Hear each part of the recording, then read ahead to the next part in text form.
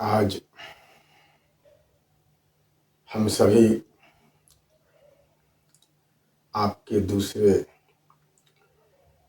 अध्याय पर चलेंगे। पिछले वीडियो में हम लोगों ने ईश्वर के मूल और वास्तविक स्वरूप को जाना। वास्तव में जो निर्लेप है, जो विराट है, जो अचिंत्य है, जिसे निराकार कहा, उस स्वरूप का वर्णन ही सभी संतों ने, ऋषियों ने, शास्त्रों ने, उपनिषदों ने गाया है, परंतु उसे मूल रूप से स्पष्ट करके नहीं दिया गया था, पहेली के रूप में दिया गया था, जिसे मैंने पिछले अध्याय में स्पष्ट किया। मुझे बहुत ज़्यादा उम्मीद भी नहीं रखता हूं मैं, क्योंकि स्पष्ट पहले से है कि समझना किसी बिरले के बस की बात है, सभी नहीं समझ पाते हैं। और कितने तो ऐसे होंगे जिनके ऊपर से गुजर जाता होगा, कितने को तो ऐसे लगता होगा क्या उलूल जुलूल बातें बोलता है, कितने तो ऐसे सोचते होंगे कि जैसे ये बड़े बड़े कबीर को, बुद्ध को, महावीर को, पनानी को, सबको नीचा दिखाने का, छोटा समझने का और अपने को बड़ा बताने का प्रयत्न कर रहा है। वस्तुतः ऐसा कोई भाव मेरे अंतर्निहित में नहीं है। जो यथार्थ है, सत्य है, सत्य स्वीकार करना बहुत जटिल है, क्योंकि सत्य का ज्ञान जब तक नहीं होगा उसकी स्वीकृति नहीं हो सकती है। स्वीकृति हम वहीं तक देते हैं जहां तक हमारे मस्तिष्क का डेवलपमेंट होता है। अब विशेष कुछ बातें न करके, चूंकि ईश्वर का स्वरूप जहां तक था मैंने स्पष्ट कर दिया है। ऐसे तो बहुत कुछ है, परंतु आगे कुछ प्रश्न उस हिसाब से होता है तो उस हिसाब से फिर उत्तर भी दिया जाता है। तो सीधा हम लोग चलेंगे कि हमारे जो ऑडियो बुकवानी वाले भाई साहब का जहां से रुका था, जो भी प्रश्न अभी तक चल रहा है केवल भूमिका और उपसंहार का ही प्रश्न है। मैं उनके मूल जो 70 प्रश्न हैं, आस्तिकों से 70 तीखे सवाल जो उन्होंने किया है, अभी तक मैं उस सवाल तक नहीं पहुंचा हूं, क्योंकि उनका जो भूमिका और उपसंहार है वो केवल सवालों का ही है, केवल सवालों का है। तो जब तक ये 70 के अलावे जो 15 है वो भी मैंने बताया आपको, उसके अलावे जो इनके भूमिका में और उपसंहार में है वो भी मैं आपको पिछले बार से ही बता रहा हूं। उसी में से एक और प्रश्न है उनका भूमिका में से। प्रश्न है, यदि सब कुछ पहले से लिखा है तो हमारे मेहनत और कर्मों का क्या महत्व है? जो हम मेहनत करते हैं, जो कर्म करते हैं, उसका क्या महत्व है अगर सब कुछ पहले से लिखा हुआ है तो? बहुत सुंदर प्रश्न है, और मुझे लगता है कि इस प्रश्न को गुरु परंपरा में ज्ञान के संरक्षण में और पूर्ण मुमुक्षु भाव से अगर किया जाए तो यह एक ऐसा प्रश्न है जो हमारा उद्धार करने में सक्षम है, हमें कर्म की गहन गति का बोध कराने में समर्थ है। परंतु उस जिज्ञासा से, उस मुमुक्षु भाव से न जाकर हम या तो विवेकहीन की तरह बातें करते हैं, या तो हम आर्थिक युग में अर्थ कमाने के लिए कुछ भी बोल के लोगों को आकर्षित करने का हम प्रयास करते हैं। ऐसे ज़्यादातर तो यही अभी देखा जा रहा है, तो इसमें कोई बड़ी बात नहीं है, ये समय है। इस विषय में मैं सबसे पहले, मुझे याद आती है, मैं 8वीं कक्षा में था, हाई स्कूल में, और एक शिक्षक थे, उनका नाम था ज्योतिंदर पांडे, जहाँ तक मुझे याद है। और वो मल्टी टैलेंटेड पर्सन थे, अनेक विषयों पर उनका महारत था। और उससे भी बड़ी बात थी कि उनके पास समझाने की इतनी अच्छी शैली थी, इतनी अच्छी शैली थी जिसका मैं वर्णन नहीं कर सकता हूँ। मुझे तो समझाने की कोई शैली ही नहीं, क्योंकि मैं शिक्षक के अनुभव को नहीं जानता। मेरे पास कोई अनुभव नहीं है सिखाने के लिए, बताने के लिए। यहाँ तक कि मेरे पास बोलने का भी अनुभव नहीं है। मैं समझता हूँ कि बोलना भी एक कला है, बहुत बड़ी कला है, परंतु ये सब जानते हुए भी मैं उस कला को अपनाने का प्रयत्न नहीं करता हूँ। इसलिए किसी भी व्यक्ति को किसी भी रूप में मैं आकर्षित नहीं करना चाहता हूँ, उसे प्रभावित नहीं करना चाहता हूँ। यदि मूल रूप में वो ज्ञान को समझे, पकड़े, शब्द को समझे, महत्व को समझे, तत्व को समझे, उसी का महत्व होता है। वर्तमान में जैसा हो रहा है, अनेक ऐसे विद्वान हैं, अनेक ऐसे प्रवचनकर्ता हैं, अनेक ऐसे संत हैं जो अपने बाहरी आचरण से, जो अपने पहनावा ओढ़ावा से, बाहरी ढांचा से, जो अपने बोलने की शैली से लोगों को प्रभावित करते हैं, मनमोहित करते हैं उसका।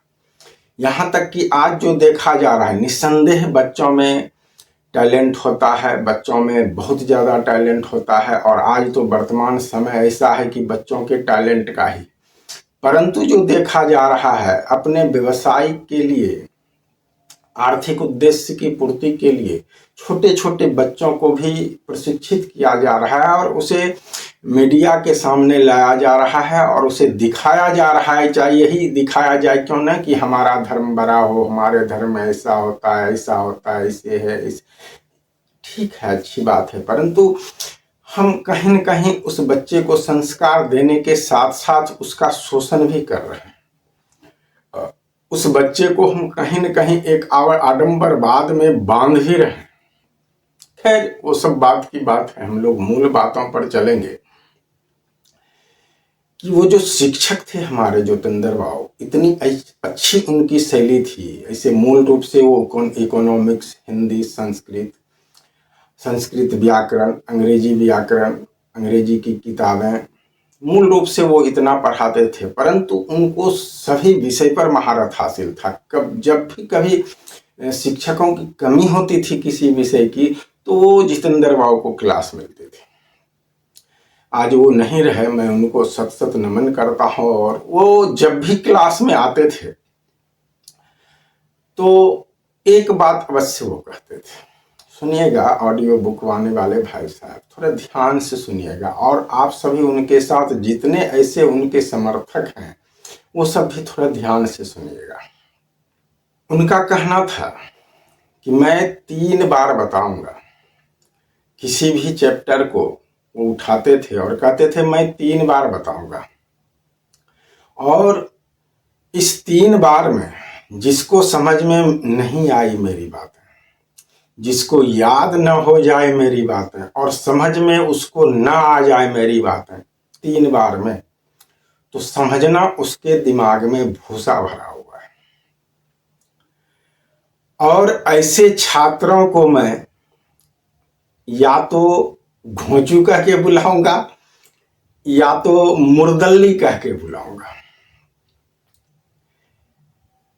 और यह बात कह के वो अपनी ओर ध्यान आकर्षित करते थे और बच्चों को, हम लोगों को वो पढ़ाना प्रारंभ करते थे। और एक चैप्टर का जितना वो उठाते थे, पद्य या गद्य जो भी कुछ उठाते थे, जितना सा उठाते थे उतना सा वो घंटी होने के अंदर 3 बार पढ़ाते थे, बहुत अच्छे शैली में। और उसके बाद एक एक करके सभी बच्चे से पूछते भी थे। जो बच्चा उत्तर दे देता था वो तो उनके लिए अति प्रिय हो जाते थे, और जो उत्तर नहीं दे पाता था उसे वो मुर्दल्ली और घोंचू के नाम से संबोधित करते थे।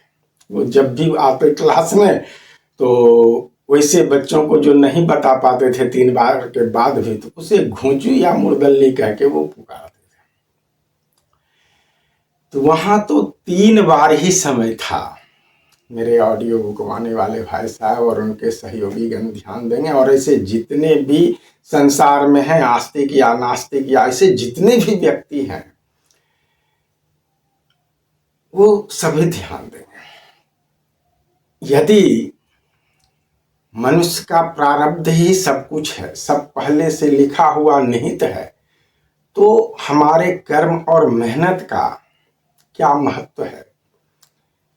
इन बातों को हमारे संतों, हमारे ऋषियों के द्वारा आपने इस जीवन में, आप सबों ने 3 बार नहीं, 30 बार नहीं, 300 बार नहीं, बल्कि हजारों बार सुना होगा, हजारों जन्म में सुना होगा। चलिए, जन्म का आपको पता नहीं हो सकता है, इस जन्म की बात करते हैं।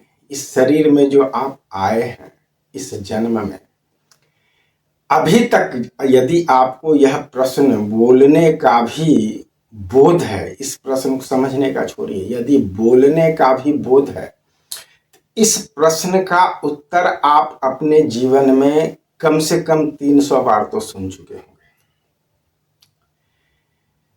इससे कम आप नहीं सुनेंगे। नहीं 300 बार तो चलिए 30 बार तो अवश्य सुन लिए होंगे, और नहीं 30 बार तो 3 बार में तो कोई संशय ही नहीं है। प्रत्येक मनुष्य जो है इस प्रश्न का उत्तर कहीं ना कहीं से 3 बार तो अवश्य सुना होगा, और आप भी सुने होंगे। आप तो इस क्षेत्र में ही, आपका प्रश्न ही है, तो आपका सुनना तो लाजमी है। तो अब सोचिए, जहां 3 बार बोलने के बाद नहीं समझने पर उसके दिमाग में भूसा भरा हुआ है, ऐसा हमारे पूजनीय शिक्षक का कहना था,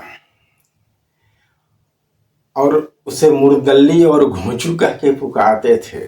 तो हमारे ऑडियो बुक वाणी वाले भाई साहब और उनके सहयोगी गण, आप स्वयं सोचें कि आपको क्या कहा जाए।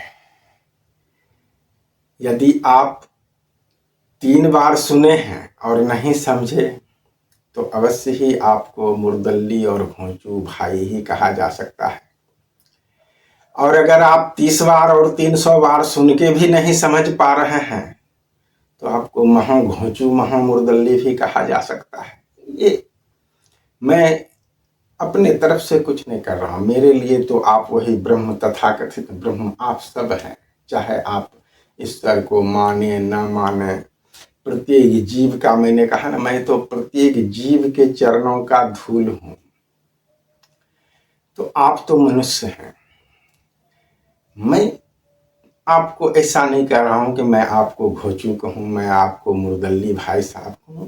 मेरे शिक्षक महोदय के वचनों को, वो मेरे गुरु हैं, गुरु के वचनों को मैंने ही सोचा था कि उनके इस वचनों को मुझे कभी जीवन में बोलना पड़ेगा और उसे चरितार्थ करना पड़ेगा। परंतु कहा जाता है कि इतिहास कभी न कभी दोहराता है। तो आप हमारे शिष्य नहीं हैं, आप हमारे छात्र नहीं हैं, परंतु प्रश्न है आपका, तो प्रश्न के अनुसार आप छात्र हैं, और आपके प्रश्नों का उत्तर देने के नाते मैं आपका शिक्षक भी हो जाता हूं। शिष्य गुरु की भी परंपरा बन जाती है। तो इतिहास दोहरा दिया एक तरह से, ना जाने कितने बार दोहराएगा। तो चलिए हम लोग आते हैं आपके बहुमूल्य प्रश्नों पर। निश्चय ही हमारे कर्म और मेहनत का महत्व है, इसमें कोई संदेह नहीं। ऐसा प्रश्न आप इसलिए कर रहे हैं कि आप कर्म के गति को समझने में असमर्थ हैं, या तो कहिए आपने इसे समझने का कभी प्रयास ही नहीं किया है। कर्म की गति गहन होती है, ऐसा संत प्रवचन में कहा जाता है।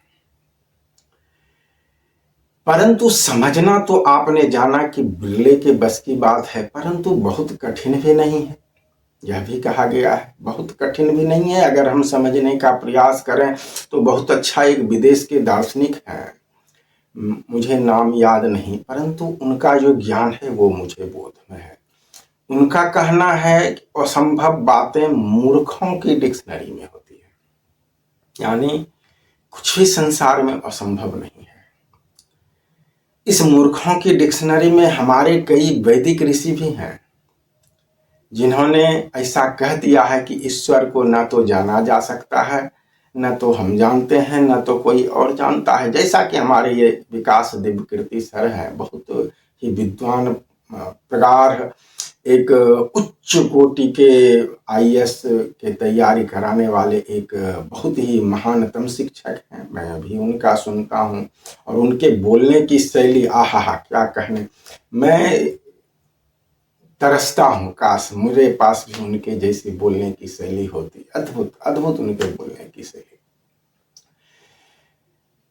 तो उनसे एक इंटरव्यू में पूछा गया या एक शॉर्ट्स में मैंने देखा कि उन्होंने स्पष्ट कहा कि मैंने जो अपने हिसाब से अध्ययन किया तो ईश्वर को ना ही हम जानते हैं, ना ही कोई जान सकता है। ऐसा उन्होंने अनुभूति प्राप्त की, ऐसा उन्हें अनुभव प्राप्त हुआ। परंतु दिव्यकीर्ति सर से भी मेरा निवेदन है कि वो देखें ईश्वर के स्वरूप को। मैंने पिछले अध्याय में बताया, अपने कई वीडियो में बताया, और वेदों में शास्त्रों में भी मिश्रित है, मिलावट है। कालांतर में जो मूल प्रति है वो मूल प्रति तो रहा नहीं। और वेद पर भी मैं विशेष रूप से, श्रुति पर भी मैं बात अगले अध्याय में या किसी अध्याय में, इनका जब प्रश्न का दौर खत्म हो जाएगा तो मैं किसी अध्याय में बताऊंगा, उस पर बात करूंगा। तो उनसे भी मेरा निवेदन है कि आप ईश्वर के स्वरूप का, आप चूंकि बहुत बड़े तार्किक हैं, बहुत बड़े मनोवैज्ञानिक हैं, हैप्नोसिस्ट हैं, तो आप अवश्य उसे देखें और आपकी तर्क बुद्धि क्या कहती है हमारे वचनों पर, आप उस पर सोचें। और आपकी जितनी समझ है, मुझे पता है कि यदि आप उसे समझना चाहेंगे तो आपको ईश्वर की झलक मिलने से कोई नहीं रोक सकता, क्योंकि जो उस कोटि के लोग हैं वही उस बात को समझ सकते हैं, इसमें कोई संदेह नहीं। तो चलते हैं, पुनः मैं आपके प्रश्न पर चलता हूं कि इस बात को, कर्म क्या है, हमारा मेहनत क्या है और लिखा हुआ क्या है। कई लोग कह देते हैं कि भगवान लिखे हैं, ईश्वर लिखे हैं। मैंने पिछले अध्याय में भी कहा था, इससे पूर्व भी मैंने अपने ईश्वर और भगवान देवता अलग है मैंने बताया था कि ईश्वर अलग है, देवता अलग है, भगवान अलग है। किसे कहा जाता है मैंने उसमें भी लिंक दे दिया था, वीडियो का ऊपर में लास्ट में आता है, आप उसे जाके देख सकते हैं। ईश्वर की बात करते हैं, भगवान के बारे में मैं संक्षेप में बता दूं कि जो पृथ्वी पर मनुष्य आता है, ऐसा कोई कार्य जो नहीं कर सकता है मनुष्य, साधारण मनुष्य, जो मनुष्य उस कार्य को कर देता है उसे भगवान की उपाधि मिलती है, वो भगवान है। और जो प्राकृतिक तत्व है, 5 तत्व है, उसके अलावे जो प्रकृति में तत्व है, उन सभी को देवता कहा जाता है। चाहे कण क्यों ना हो, परमाणु क्यों ना हो, अणु क्यों ना हो, ये सभी देवता की श्रेणी में आते हैं, जो प्राकृतिक। और जो मनुष्य में, जीव में है, वो उसमें जो कार्य विशेष रूप से कर दिया संसार में आम लोगों के लिए, आम जन के लिए, वो भगवान की श्रेणी है। ऐसे नहीं वो सो भगवान कहलाए, बुद्ध ऐसे नहीं भगवान कहलाए, महावीर ऐसे नहीं भगवान कहलाए, राम ऐसे नहीं भगवान कहलाए, कृष्ण ऐसे नहीं भगवान कहलाए, जीसस ऐसे नहीं भगवान कहलाए, पैगंबर ऐसे नहीं भगवान कहलाए, यहोवा ऐसे नहीं भगवान कहलाए। उन्होंने आम जनजीवन के लिए ऐसा कुछ विशेष किया, क्षेत्रीय स्तर पर, जो जितना स्तर पर बड़ा कुछ आम मानव के लिए कर सका है, उतना स्तर पर वो भगवान की ख्याति उनको मिली है। तो अब आप यह फिर समझ गए होंगे कि भगवान क्या है। तो हम लोग चलते हैं ईश्वर पर। कोई लोग कह देते हैं कि भगवान या ईश्वर, इसको चलिए एक बार बोलने में मान लेते हैं। कोई लोग कहते हैं कि प्रारब्ध हमारा जो है किस्मत ईश्वर ने नहीं लिखा। ये गलत अवधारणा है, गलत सिद्धांत है। कर्म के सिद्धांत को हम जानते हैं, कर्मण्येवाधिकारस्ते मा फलेषु कदाचन। कर्म हम करते हैं, जिसे हम प्रारब्ध कहते हैं, जिसे हम कहते हैं कि यह लिखा हुआ है हमारा, उसको किसी भगवान ने, किसी ईश्वर ने नहीं लिखा, उसे हम ही लिखते हैं।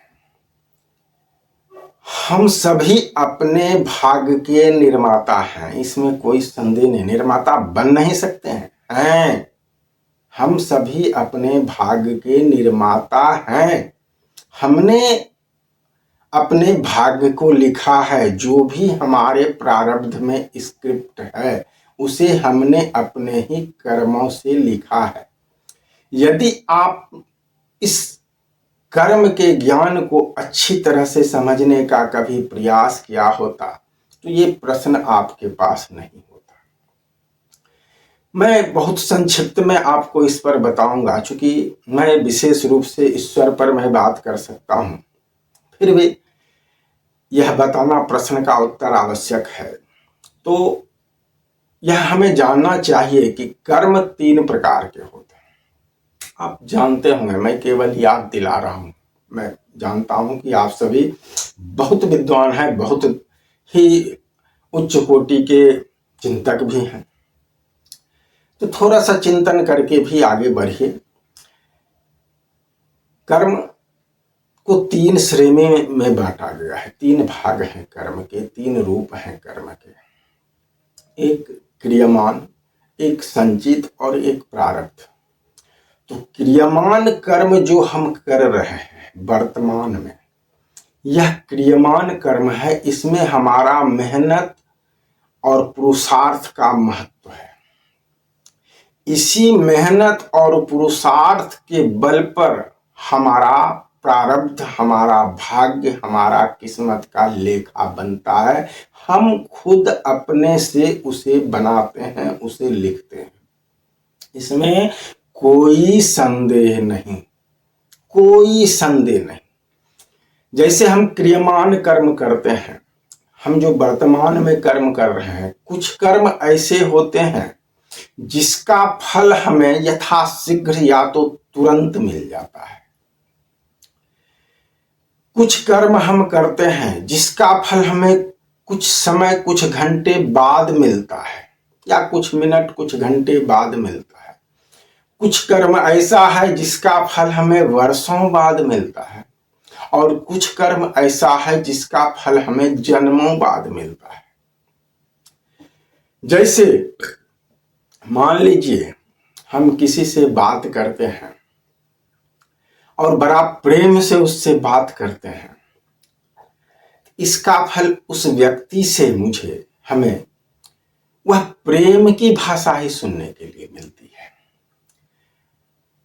हम यदि किसी से मिले, अपने मित्र से, परिवार से, या किसी और अन्य व्यक्ति से, और उसे यदि हम रूखेपन से बात करें, गाली गलौज से बात करें, तो हमें तुरंत उसका फल मिल जाता है। वैसा ही मिलता है, हमें तुरंत फल मिल जाता है।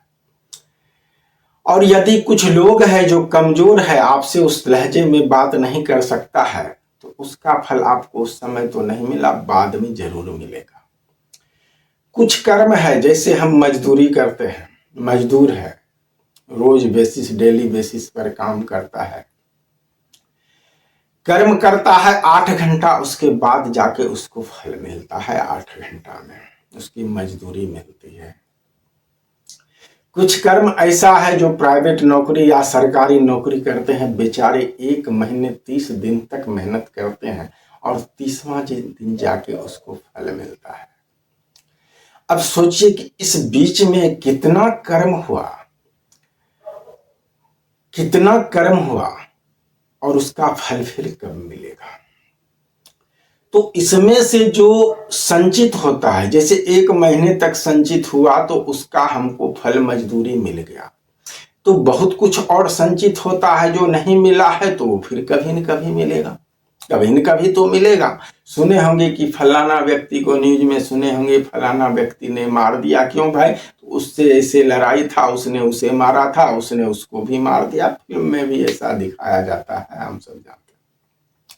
तो ये वही है कि उसको कुछ समय बाद जो उसका कर्म का, पुरुषार्थ का, जो मेहनत का फल था, जो उसने किया था, उसको कुछ समय के बाद मिला, कई को कुछ जन्म के बाद मिलता है।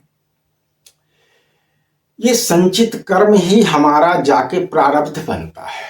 जब प्रारब्ध, संचित कर्म इस जन्म में भी मिल सकता है। जो हमारा पुरुषार्थ का, क्रियमान कर्म का कर्म है, जो संचित होते जा रहा है, वह संचित इस जन्म में भी मिल सकता है। परंतु प्रारब्ध जिसे कहता है, वह दूसरे जन्म में ही मिलता है। प्रारब्ध उसे ही कहा जाता है जिस कर्म का फल हमें इस जन्म में नहीं मिल पाया, उसी कर्म, वही फल जब हमें दूसरे जन्म में मिलता है तो उसे प्रारब्ध कहते हैं। उसे कहता है ये लिखा हुआ था।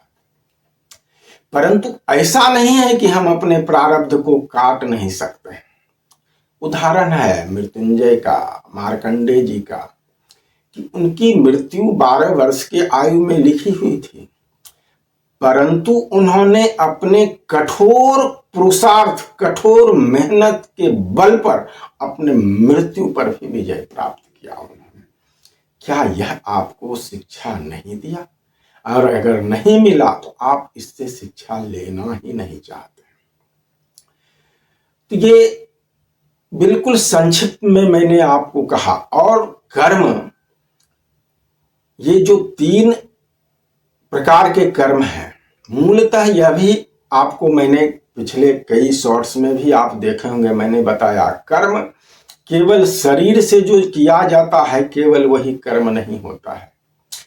कर्म मूलतः वह होता है जो मन से किया जाता है।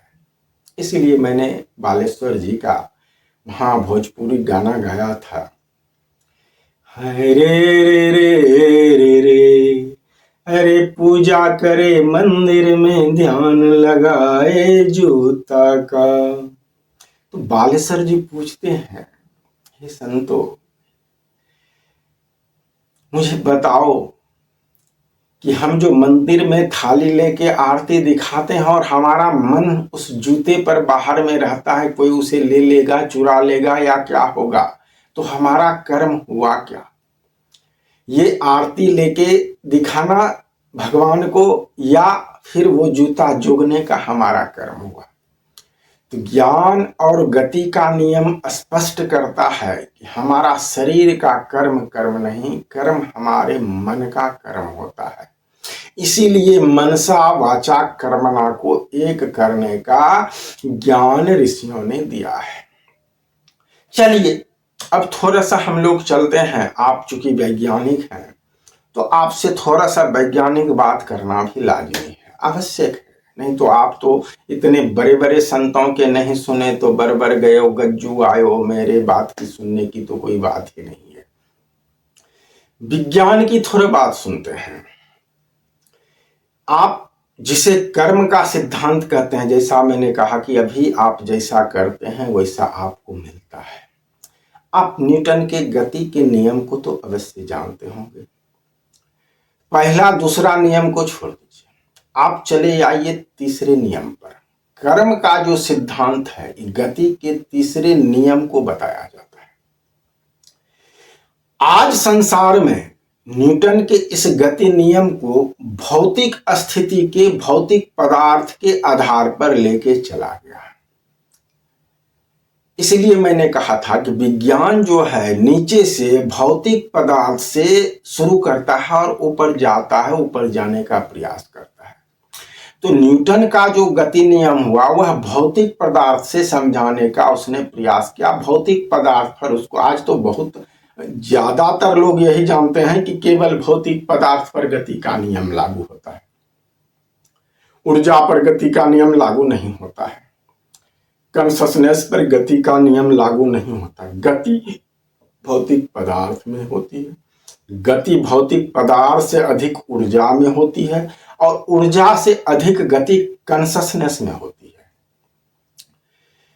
तो ये गति का जो नियम है, चाहे वो भौतिक हो, चाहे ऊर्जा हो, एनर्जी हो, या तो कॉन्शसनेस हो, चेतना हो, इन सब पर भौतिक का नियम एक समान लागू होता है। और तीसरा नियम आप भली भांति जानते होंगे, क्या है? तो प्रत्येक क्रिया के विपरीत तथा प्रतिकूल प्रतिक्रिया होती है। हम जैसा करते हैं वैसा ही हमें उधर से रिटर्न मिलता है। यही तो है न्यूटन का तीसरा गति नियम। और हमारा कर्म का गति नियम भी यही है। तो हमारे कर्म के गति नियम का जो यह सिद्धांत दिया गया, यह चेतना के स्तर से यह सिद्धांत दिया गया, कॉन्शसनेस के स्तर पर यह सिद्धांत दिया गया, आत्मा, मन, बुद्धि, चित्त और अहंकार के स्तर पर यह ज्ञान दिया गया। तो आप देख रहे हैं कि हमारा जो अध्यात्म महाविज्ञान है, ऊपर कॉन्शसनेस से ये आ रहा है, और आपका न्यूटन का गति नियम का जो भौतिक विज्ञान है, नीचे पदार्थ से जा रहा है, और पदार्थ से आके वह न्यूटन का गति नियम आज कॉन्शसनेस तक पहुंच चुका है। आज क्वांटम इंटेंगलमेंट की बात हो रही है, कॉन्शसनेस तक आ चुका है। अब उसे पूरी तरह से उन्होंने प्राप्त नहीं किया, परंतु उसके दरवाजे पर उन्होंने दस्तक दे दिया। उस पर नोबेल पुरस्कार मिल चुका है, या जो पुरस्कार मिल चुका है भौतिकविद को। तो स्पष्ट आप देख रहे हैं, समझ रहे हैं कि मैंने जो आपको कहा था कि भौतिक विज्ञान पदार्थ से ऊपर अध्यात्म की ओर जा रहा है, और आध्यात्मिक महाविज्ञान कॉन्शसनेस से नीचे की ओर पदार्थ की ओर आ रहा है। पहले हम कॉन्शसनेस से समझाने की बात करते हैं। अगर वो कॉन्शसनेस से नहीं समझता है तो ऊर्जा पर, दैविक स्थिति पर आते हैं, और अगर दैविक स्थिति से भी मनुष्य नहीं समझता है तो हम उसे भौतिक पदार्थ का उदाहरण देके समझाते हैं। इस प्रकार से हमारा आध्यात्मिक महाविज्ञान ऊपर से कॉन्शसनेस से, चेतना से सूक्ष्म से स्थूल की ओर आती है, नीचे उतरती है। हमारे आध्यात्मिक ज्ञान का ऐसा उद्देश्य नहीं रहता है कि हमें नीचे उतरना है, परंतु प्रकृति का नियम पतन का होने के कारण उसे नीचे की ओर, चूंकि मनुष्य आगे वाला सामने वाला समझता नहीं है, उसे समझाने के लिए नीचे उतरना पड़ता है। जैसे आज सांख्य योग है, सांख्य योग में जहां तक कपिल मुनि की वाणी अभी प्राप्त होती है, ऐसे तो मैंने कहा कि जो मूल प्रति है वो नहीं है, उसमें मिश्रित किया गया है। और यदि मूल प्रति रहता तो ये दुष्परिणाम नहीं रहता आज। तो सांख्य योग में भी जो आज कार्य कारण का नियम दिया गया है, दैविक स्तर पर उतरा, भौतिक स्तर पर कपिल मुनि का जो सिद्धांत आप देख रहे हैं आज सांख्य योग के रूप में, जिसे आप नास्तिकवाद कहते हैं, मूलतः वहां से सांख्य योग गौतम, जहां तक मैं गौतम मुनि को जानता हूं, जहां तक मैं जानता हूं गौतम मुनि को, गौतम मुनि कृष्ण के लेवल के थे। इसीलिए कृष्ण ने कहा था, हे अर्जुन, मैं मुनियों में कपिल मुनि, गौतम नहीं, क्षमा करेंगे मुझे, कपिल हूं। कि कपिल मुनि जिन्होंने सांख्य योग दिया वो श्री कृष्ण के समान थे। इसीलिए श्री कृष्ण ने कहा कि मैं मुनियों में कपिल हूं। तो जो कपिल मुनि इतने श्रेष्ठ थे, वो केवल नीचे कार्य कारण का, उपादान का वो नियम केवल नहीं दे सकते थे। जहां तक मुझे बोध है, मुझे ज्ञात है, जब इस मूल चेतनागत आध्यात्मिक सिद्धांत को, कॉन्शसनेस के सिद्धांत को, ईश्वर को के सिद्धांत को कपिल मुनि अपनी माता को बताते थे, और उनकी माता जब ऊपर के ज्ञान को नहीं समझ पाई, कपिल मुनि की माता जब ऊपर के जो ज्ञान मैंने दिया आपको पिछले अध्याय में ईश्वर के बारे में, वह ज्ञान जब कपिल मुनि की माता नहीं समझ पाई, तो कपिल मुनि उससे नीचे, जैसे आप शिक्षक हैं तो आप क्या करते हैं, छात्र को जिस लेवल का होता है उसी लेवल का उसको समझाते हैं। तो कपिल मुनि क्या किए, मूल उस ज्ञान को समझाने के बाद अपनी माता को, जब उनकी माता उस मूल ज्ञान को नहीं समझे, तो कपिल मुनि नीचे उतरे और नीचे उतर के कार्य कारण का सिद्धांत उनको समझाने लगे। और यही कार्य कारण का सिद्धांत सांख्य योग बन गया, और उसके ऊपर का जो भाग है वो कट गया, वो छूटा रह गया सांख्य योग से। इसीलिए सांख्य योग अधूरा है, और सांख्य योग इसीलिए नास्तिकवाद जैसा प्रतीत होता है, क्योंकि होगा ही, उसका सर ही नहीं है। यूं कहिए, सांख्य योग के ज्ञान का सर ही नहीं है, गर्दन से नीचे का ही ज्ञान है, ऊपर है ही नहीं। तो आपको इस आध्यात्मिक ज्ञान को समझने के लिए भौतिक ज्ञान का सहारा लेना पड़ता है, इसलिए कि आप आध्यात्मिक चेतना स्तर के ज्ञान को नहीं समझते। तो अब आप भली भांति समझ गए होंगे कि न्यूटन का जो गति नियम है भौतिक के आधार पर, वह भौतिक पदार्थ में भी लागू होता है, क्योंकि न्यूटन का गति नियम इस ब्रह्मांड का गति नियम, न्यूटन ने जो गति नियम दिया, न्यूटन का पॉकेट का और उसके घर का गति नियम नहीं है, उसने ब्रह्मांडीय गति नियम दिया। जो मोशन का उसने सिद्धांत दिया वो ब्रह्मांडीय है, इस ब्रह्मांड में जो गति का नियम है उसका नियम है। आप कुछ भी सोचते हैं ना, कुछ भी सोचते हैं, उसका प्रतिक्रिया होता है, और उसका प्रतिक्रिया रिटर्न होके आपको मिलता है। आप चाहे कर्म करें ना करें, आप चाहे कर्म करें न करें, यदि केवल सोच लेते हैं तो भी उसकी प्रतिक्रिया होती है, आपको उसका प्रत्युत्तर और उसका जवाब मिलता है, उसका भोग आपको भोगना पड़ता है। इसीलिए कहा गया है कि यदि भौतिक स्तर पर अगर आप किसी का अपराध किसी के साथ करते हैं, बलात्कार, चोरी, अपराध, डकैती, खून खराबा भौतिक स्तर पर किसी का आप करते हैं, तभी आपको देश का कानून सजा दे सकता है। परंतु यदि आप मन से अनाचार कदाचार करते हैं, अपने मन में विचार लाके कदाचार, बलात्कार, अत्याचार करते हैं, चोरी करते हैं, दुष्कर्म करते हैं अपने मन में, तो इस किसी भी देश का कानून आपको सजा नहीं दे सकता है, उसको पता भी नहीं चलेगा। परंतु मेरे प्रिय घोंचू भ्राता, आपके सोचने मात्र से ही यह प्रकृति आपको सजा देती है, आपका दंड निर्धारित हो जाता है। क्योंकि जो आपका वाइब्रेशन है, भावना है, मूल रूप से यह प्रकृति उसी को पकड़ती है। आप जो बोलते हैं, आपकी वाणी को प्रकृति नहीं सुनती है, आपके शब्द को प्रकृति नहीं सुनती है, परंतु आपके वाइब्रेशन को, मन में चल रहे वाले विचार का जो वाइब्रेशन होता है उसे प्रकृति पकड़ती है, और उसका जो गति होता है उसका प्रतिकूल प्रतिक्रिया प्रकृति के द्वारा होती है। वो आज हो, कल हो, परसों हो, 100 साल बाद हो, 1000 साल बाद हो, 10,000 साल बाद हो, होना है, मिलना है। इसका प्रमाण अनेकों हैं हमारे ग्रंथों में। एक मैं आपको एक उदाहरण देता हूं। कभी विष्णु को युद्ध में देख के एक देवी स्त्री को यह भान हुआ था कि काश यह मेरा पुत्र होता। ऐसा उसे मन में आया था, उसने बोला नहीं था। क्या हुआ था, उसके केवल मन में आया था। और इसका आप देखे होंगे कि दसों हजार लाखों वर्ष बाद कृष्ण के जन्म में के समय में वही देवी स्त्री पूतना राक्षसनी बनना पड़ गया उसको, इस मन के अंदर विचार किए हुए कर्म को, गति को भोगने के लिए।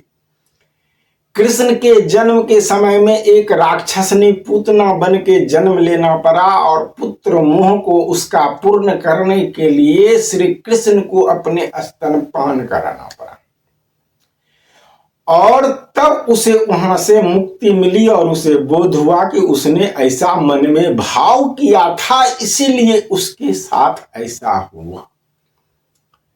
तो ये कर्म की गति कितनी गहन है, ये बिना चिंतन मनन निधिध्यासन के, बिना इसमें अपने आस्था श्रद्धा विश्वास समर्पण को लगाए, अपने हृदय को शुद्ध किए बगैर, मन बुद्धि चित्त अहंकार को शुद्ध किए बगैर कर्म के इस गहन गति को हम नहीं समझ सकते हैं।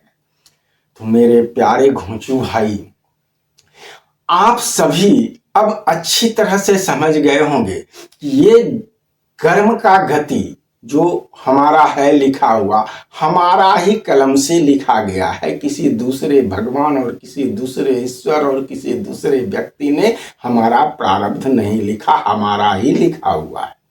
और हमारे इस कर्म और मेहनत, इस पुरुषार्थ में इतना बल और सामर्थ्य है कि हम जो भी बुरा कर्म हमारे जीवन में है, हमारे प्रारब्ध से, उसे भी हम बदल सकते हैं। जितना तगड़ा प्रारब्ध है आपका, उससे अधिक तगड़ा अगर हम कर्म और पुरुषार्थ करते हैं, उससे अधिक बलवान कर्म और पुरुषार्थ करते हैं, तो हमारा वह कर्म नष्ट हो जाता है। कुछ कर्म तो ऐसा नहीं है जो नष्ट होता है, उसे भोगना ही पड़ता है। तो जब हमारा पुरुषार्थ अच्छा होता है तो हम वैसे कर्मों को हम अपने सुषुप्ति और स्वप्न में भोग लेते हैं। अब लोग यहाँ भी एक विषय आया गया कि स्वप्न और सुषुप्ति को लोग क्या समझता है। ये चेतना के स्तर है, जैसे ये जागृति चेतना के स्तर है, इसमें काम हम करते हैं, कार्य करते हैं। उसी तरह से जो कार्य हम इस शरीर से चैतन्य अवस्था में, जागृत अवस्था में नहीं कर पाते हैं, उस कार्य को हम स्वप्न की अवस्था में करते हैं।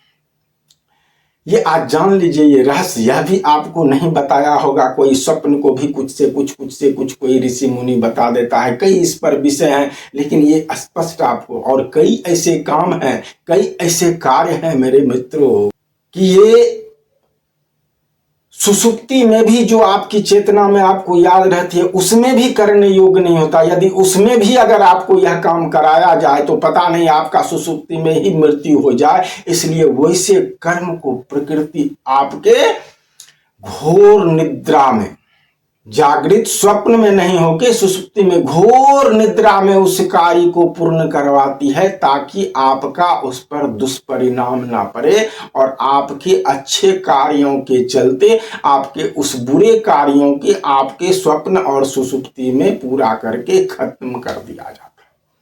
अब ये महाविज्ञान है, इसे समझना, जब आप कर्म के साधारण विज्ञान को नहीं समझ पा रहे हैं, गति के नियम को यदि आप समझ लेंगे कि चेतना के स्तर पर भी, ऊर्जा के स्तर पर भी गति का नियम होता है, तो आप यह समझ लेंगे कि हमारे कर्म, हमारा बोली, हमारा मन जो है, उसमें वह एक ऊर्जा है, वह चैतन्यता है, तो उसकी भी गति होती है। देखते हैं, मन की इतनी गति होती है, प्रकाश से कई गुना, हजारों गुना तेज।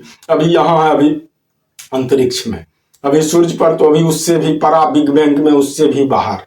तो मन की गति इतनी है, तो जितनी तेज गति होती है उतना ही तेज हमको उसका प्रारब्ध भोगना पड़ता है। तो मेरे प्यारे मित्रों, अब आप इस कर्म के गति को समझ गए। मुझे पता है कि बहुत से अच्छे लोग आए होंगे, अच्छा से अच्छा उन्होंने यह क्रियामान संचित और प्रारब्ध को बहुत अच्छे से समझाया होगा, इसमें कोई संदेह नहीं। मैं तो बहुत कम आपको समझाया पाया, क्योंकि मैं विशेष रूप से ईश्वर पर का ज्ञान मुझे है।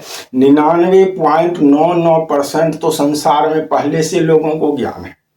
अगर लोगों को ज्ञान नहीं है, संतों को ज्ञान नहीं हुआ, यदि स्पष्ट नहीं हुआ ईश्वर का 0.1%, 0.0001% जिसको ज्ञान नहीं हुआ, वही ईश्वर का ज्ञान मुझे प्राप्त हुआ। यानी आप कह सकते हैं संसार में सबको 99.999% का ज्ञान है। एक से एक मैं सुनता हूँ, आपका भी वीडियो सुन के आश्चर्य लगता है, ऐसे जितने हैं सभी का सुनता हूँ मैं, तो आश्चर्य लगता है कि इतने स्कॉलर्स हैं हमारे यहाँ, इस मनुष्य में इतने स्कॉलर्स हैं कि मुझे आश्चर्य, मैं तो कुछ समझता ही नहीं है। मुझे तो शर्म लगता है ये बनाने में भी। आप लोग इतने विद्वान, इतने ज्ञानी हैं, मुझे शर्म लगता है, मैं कैसे बनाऊं? मुझे तो कोई ज्ञान नहीं, मैंने कुछ पढ़ा नहीं, मैंने कोई शास्त्र का अध्ययन नहीं किया, किसी संत के चरणों में जाके बैठा नहीं, मेरा अपने आप का आत्मा गुरु का सिद्धांत हो गया।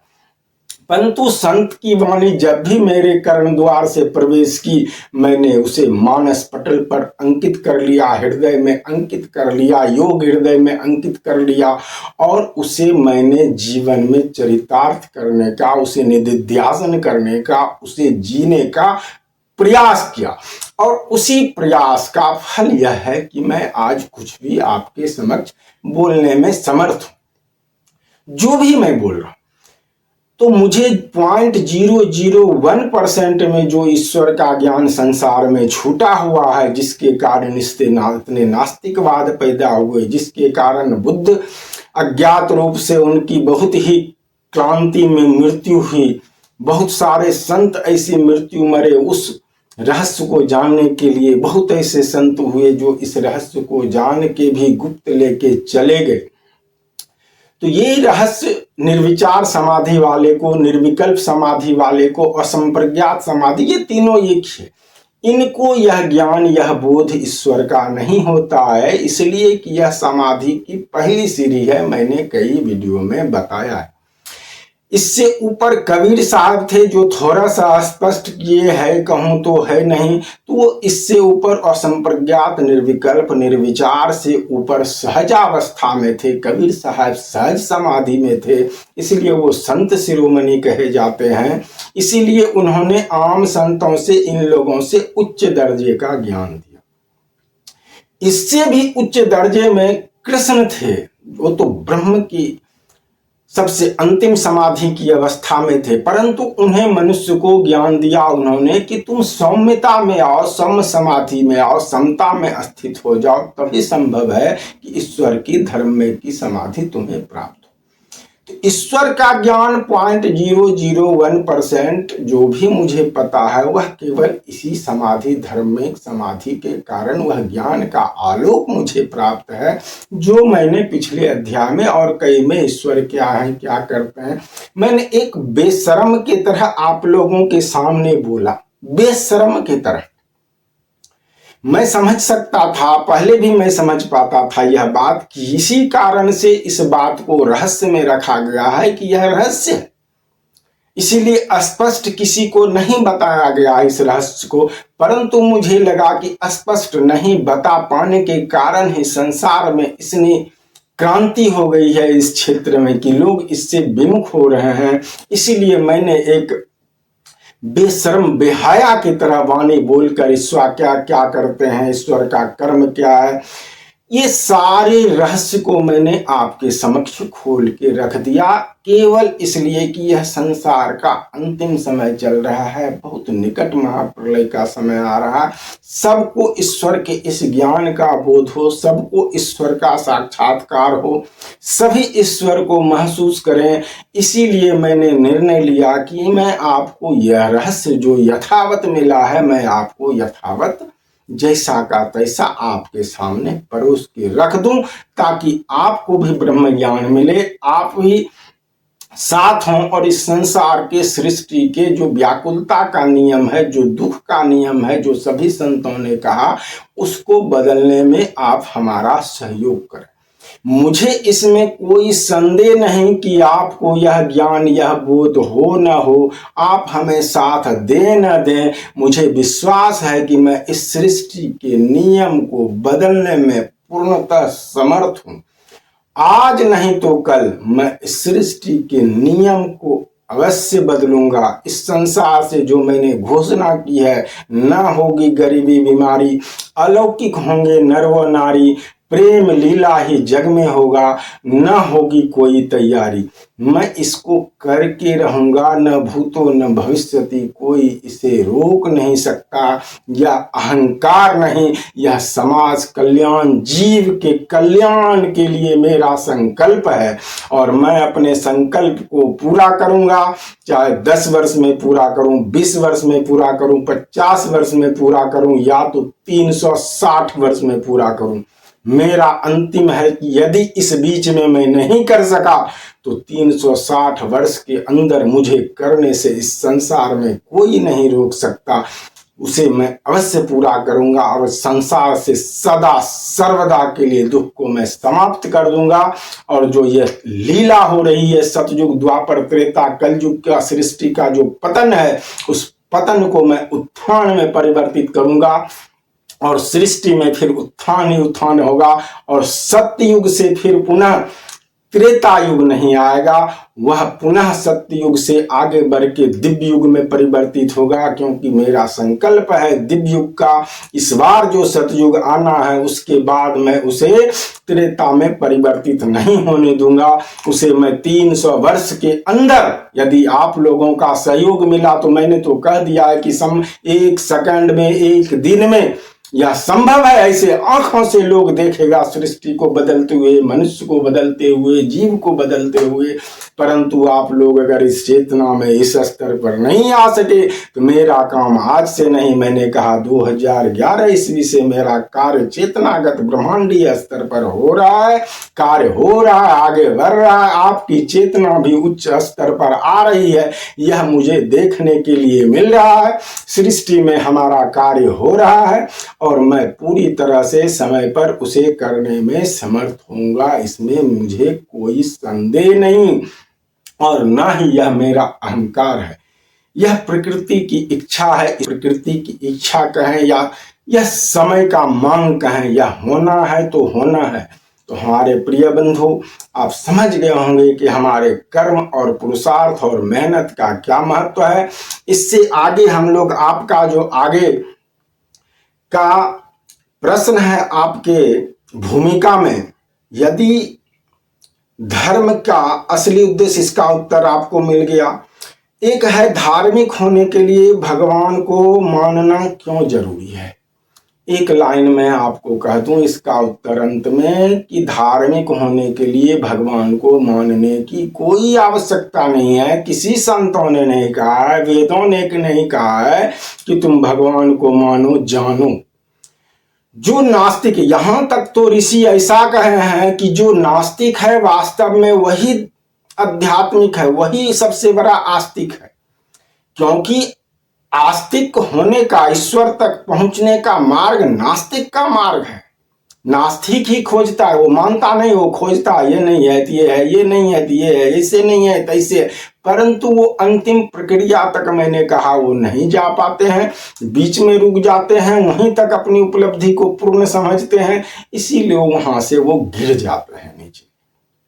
लेकिन हमारे कई ऋषियों का, उच्च से उच्च ऋषियों का यह संवाद है, उनका वचन है कि वास्तव में जो नास्तिक है वही ईश्वर भक्त है।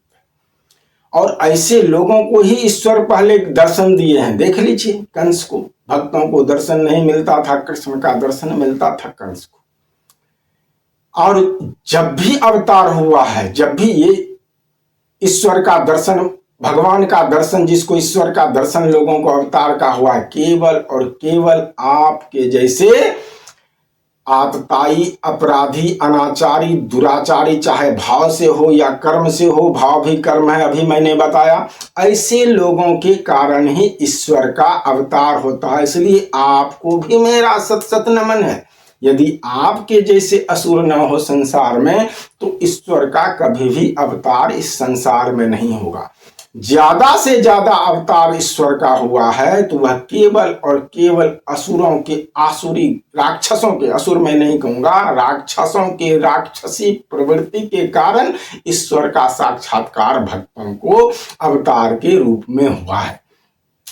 तो मेरे प्रिय बंधु, ऑडियो बुक वाले भाई साहब, आप सौभाग्यशाली हैं कि आपके कारण इस संपूर्ण सृष्टि को ईश्वर के गुप्त रहस्य का ज्ञान मिला। इस सत्संग का फल जो है आपको अवश्य मिलेगा और आपके कारण ही ये रहस्य से सारा संसार रूबरू हो सका। उसके लिए आपको कोटि कोटि साधुवाद, धन्यवाद। तो आगे हम लोग चलेंगे, आपके अगले प्रश्न से अगले अध्याय में करेंगे। यदि भगवान एक ही है तो इतने सारे धर्म और ग्रंथ किसने बनाए, इसका हम अगले संवाद से आपका इस प्रश्न को लेके चलेंगे। परंतु मैं अभी तक आपके 70 प्रश्न जो है उसमें मैंने प्रारंभ नहीं किया है, क्योंकि जब तक आपके भूमिका और उपसंहार के प्रश्नों का समापन नहीं हो जाता तब तक मैं आपके मूल प्रश्नों तक नहीं पहुंचूंगा। और यदि आप कहीं भी आप ना कमेंट करें, मुझे कमेंट के लिए, पैसा कमाने के लिए मैं ये वीडियो नहीं बना रहा हूं। केवल संसार को ज्ञान के लिए आप ना करें कमेंट।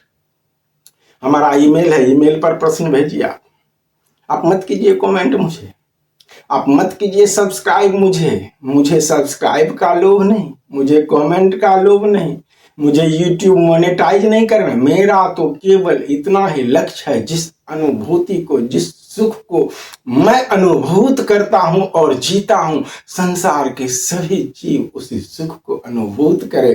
इसीलिए मैंने पहले भी कहा है कि एक समय आएगा जब सभी वैज्ञानिक अपने वैज्ञानिकता को अपने जगह पर छोड़ के भारतीय योग पद्धति को अपनाएंगे ईश्वर के इस सुख को प्राप्त करने के लिए। तो मेरे प्रिय मित्रों, आज के लिए इतना भी। आज ही भी 57 मिनट से अधिक हो चुका है। तो आगे मैं आपके उन प्रश्नों को लेके चलूंगा। तब तक के लिए आप सुख रहिए, मस्त रहिए, व्यस्त रहिए। ओम हरि ओम, हरि ओम।